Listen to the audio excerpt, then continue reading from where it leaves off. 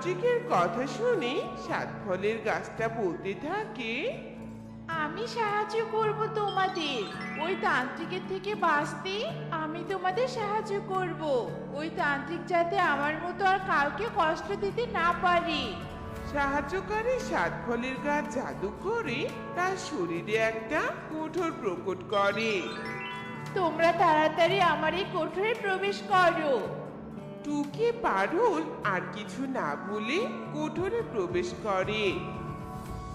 সাত ফলের গাছ আবারও জাদু করে কোঠরটা অদৃশ্য করে ফেলে। ঠিক তখনই সেখানে তান্ত্রিক আসে আর সাত ফলের গাছকে বলতে থাকে, এই সাত ফলের গাছ, এদিকে দুটো ছানাকে আসতে দেখেছিস? একদম সত্যি কথা বলবি। মিথ্যা কথা বললে তোকে আবারও কঠোর শাস্তি দিব। তান্ত্রিক মশাই, ছানা দুটো ওইদিকে ছুটে গিয়েছে। আমি এবার সত্যি কথা বলেছি। আমাকে মুক্ত করে দিন, আমার কষ্ট হচ্ছে গাছ হয়ে থাকতে।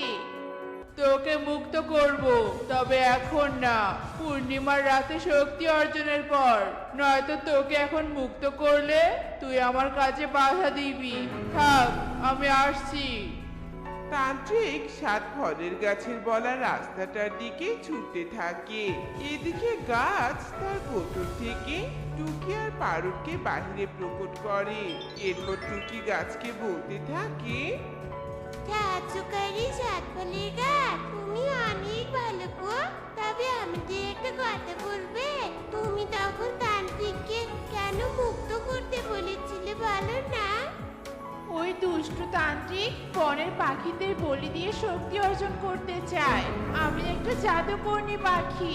আমি সাধারণ পাখিদের সাহায্য করি।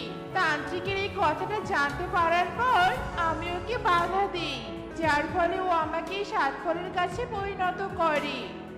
শান্ত হও জাদুকর্ণী পাখি, তুমি আমাদের সাহায্য করেছো। এবার আমরা তোমাকে সাহায্য করবো। বলো, কি করলে তুমি মুক্ত হবে? এই বনের উত্তরে একটা নীলফলের গাছ আছে। ওই গাছে নীলফল এনে আমাকে স্পর্শ করালেই আমি মুক্ত হব।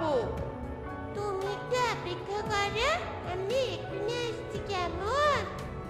এরপর টুকি পারুল ছুটে গিয়ে বনের উত্তর থেকে নীলফল নিয়ে আসে আর সাত ফলের গাছকে স্পর্শ করায়। আর সাথে সাথে সাত ফলের গাছ থেকে একটা পাখি বেরিয়ে আসে। তোমাদের অনেক ধন্যবাদ আমাকে মুক্ত করার জন্য। ওই তান্ত্রিক বনের অনেক পাখিদের ওর আস্তানায় বন্দি করে রেখেছে। বন্দি পাখিদের সাহায্য করতে হবে। সব পাখি মুক্ত না হওয়া পর্যন্ত তোমরা আমার সাথেই থাকবে। তোমরা দাঁড়াও, আমি ওই তান্ত্রিককে মারার জন্য অস্ত্র তৈরি করব।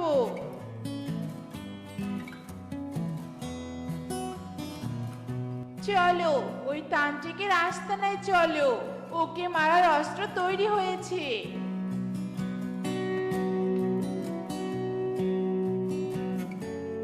এ কি, তুই এখানে?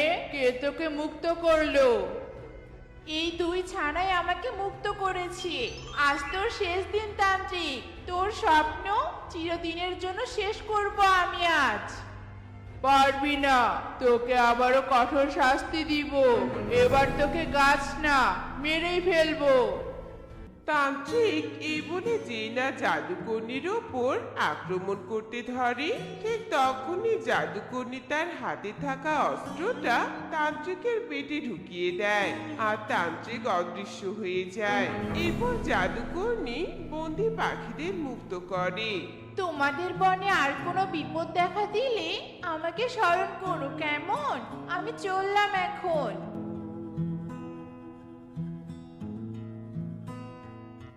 এই কনক, আজ থেকে আমরা আবারও মজা করে খেলবো, কেমন?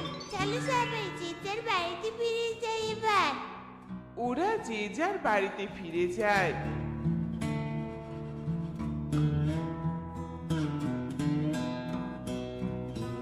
আর সুখেই সবাই বসবাস করতে থাকে।